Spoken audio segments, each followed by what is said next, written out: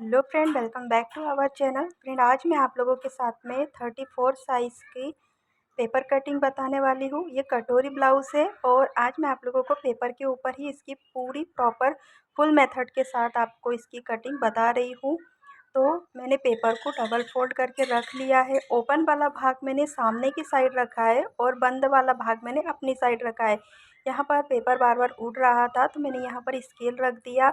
अब यहाँ से इस तरह से पहले हम टेप को रखेंगे और इसकी लेंथ ले लेंगे पहले। तो आपको जितनी आपकी हाइट है आप उसके अकॉर्डिंग ले सकते हैं। तो मुझे तैयार ये 14 पे चाहिए, 14 इंच पे मुझे ये ब्लाउज़ तैयार चाहिए। तो मैं 1 इंच एक्स्ट्रा ले रही हूँ। तो 15 इंच पे मैंने एक मार्किंग कर ली है। अब यहाँ से शोल्डर की मार्किंग करेंगे। तो शोल्डर 34 साइज़ में शोल्डर हम 5.5 रखते हैं। तो 5.5 इंच का शोल्डर लीजिएगा। अब यहाँ से जितना शोल्डर है उतना ही आप आर्म होल भी ले लीजिए। तो 5.5 इंच का हमारा शोल्डर है तो 5.5 इंच का ही हमने शोल्डर लिया है। 34 साइज़ का ये ब्लाउज़ है तो 34 को 4 से डिवाइड किया तो 8.5 इंच ले लिया है और प्लस उसमें 1.5 इंच लूजिंग का ऐड कर लिया है। यहाँ से आर्म होल के यहाँ से 1.5 इंच ऊपर की साइड तिरछे में एक निशान लगाया और यहाँ से हल्के हाथों से गोलाई का शेप दे दिए। आर्म होल की गोलाई का हो गया है। अब हम कमर की मार्किंग करेंगे। तो कमर है हमारी 32 की। तो 32 को हमने 4 से डिवाइड किया तो 8 इंच पे एक मार्किंग करेंगे, प्लस 1.5 इंच ऐड करेंगे और प्लस 1 इंच और एक्स्ट्रा ऐड करेंगे पीछे के टक्स पॉइंट के लिए, क्योंकि ये बैक पार्ट बता रही हूँ मैं आपको। तो इसके लिए मैंने 1 इंच इसमें एक्स्ट्रा लिया है। जब हम फ्रंट पार्ट कट करेंगे तो वो 1 इंच हम माइनस कर देंगे। अब यहाँ से 2.25 इंच पे मैंने गले की चौड़ाई रखी है और 10 इंच पे मैंने गले की लंबाई रखी है। यहाँ से नीचे से हम 2.5 इंच ले लेंगे और इस तरह से स्केल से यहाँ पर एक लाइन ड्रॉ कर देंगे। इस तरह से यहाँ से तिरछे पे एक निशान लगाएंगे और हल्के हाथों से यहाँ पर गोलाई का शेप दे देंगे। आप अपने अकॉर्डिंग जैसे गला आपको चाहिए डिज़ाइन वाला, जैसा भी आप बनाना चाहते हैं आप उसके हिसाब से अपना गला बना सकते हैं। मैं फ़िलहाल गोल गले पर ही आपको कटिंग करना बता रही हूँ।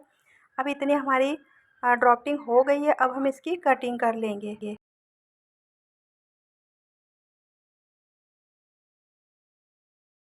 बैक पार्ट की कटिंग हो गई है हमारी। अब हम फ्रंट पार्ट की कटिंग करेंगे। वापस से पेपर को 2 फोल्ड करके बिछा लिया है।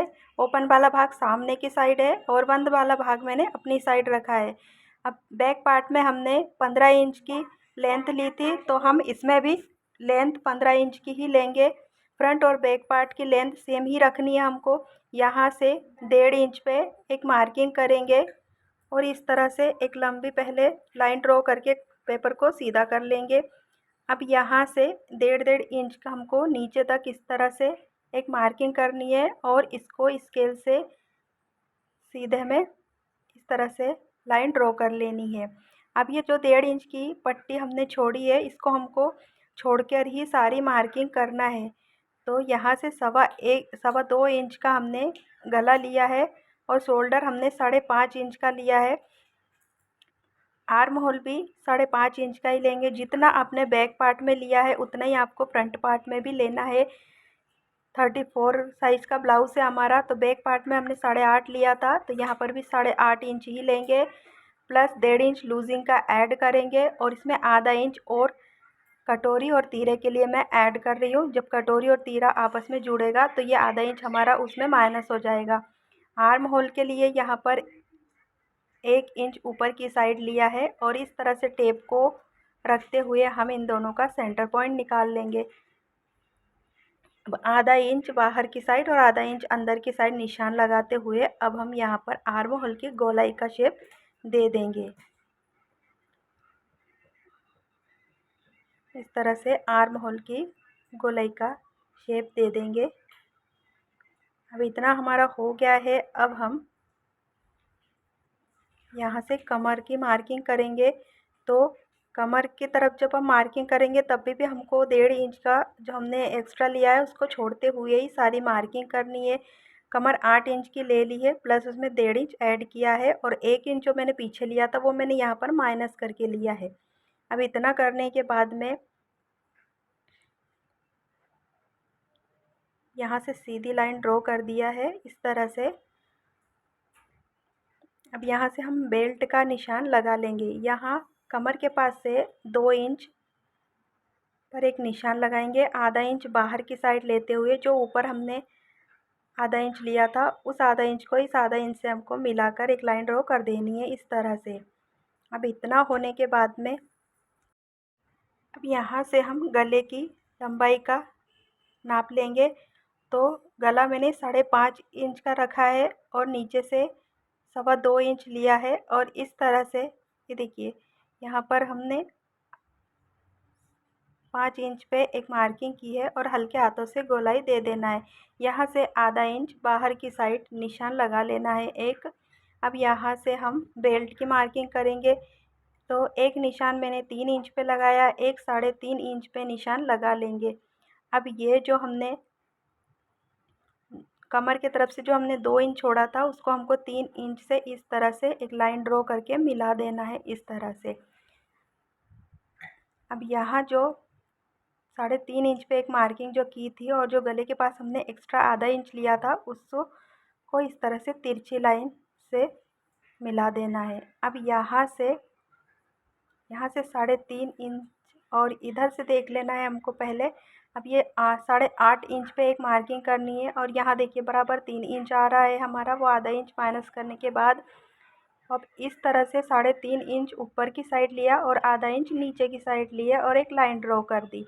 यहाँ से 2.5 इंच पे एक मार्किंग की है आर्म होल के पास से और ये जो हमने 5 इंच पे एक निशान लगाया था उसको आपस में इस तरह से ऐसे गोलाई का शेप दे देंगे। यहाँ से हमारी कटोरी की गोलाई का शेप हो गया है। अब नीचे की साइड से यहाँ पर हम टेप को इस तरह से रखेंगे और इस तरह से हम इसको डबल फोल्ड करेंगे और जहाँ पर भी हमारा टेप मुड़ रहा है वो हमारा सेंटर है।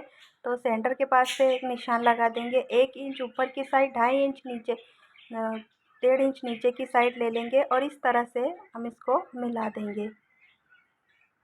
जो 3.5 इंच पे हमने निशान लगाया था वो दोनों निशानों को आपस में मिला देना है। यहाँ पर 1.5 इंच और इधर भी 1.5 इंच लेते हुए ये दोनों निशानों को आपस में मिला देना है। इस तरह से ये हमारा टक्स का कटोरी का टक्स पॉइंट हो गया है। ये हमारी कटोरी की प्रॉपर ड्राफ्टिंग हो गई है। अब हम इसकी कटिंग कर लेते हैं।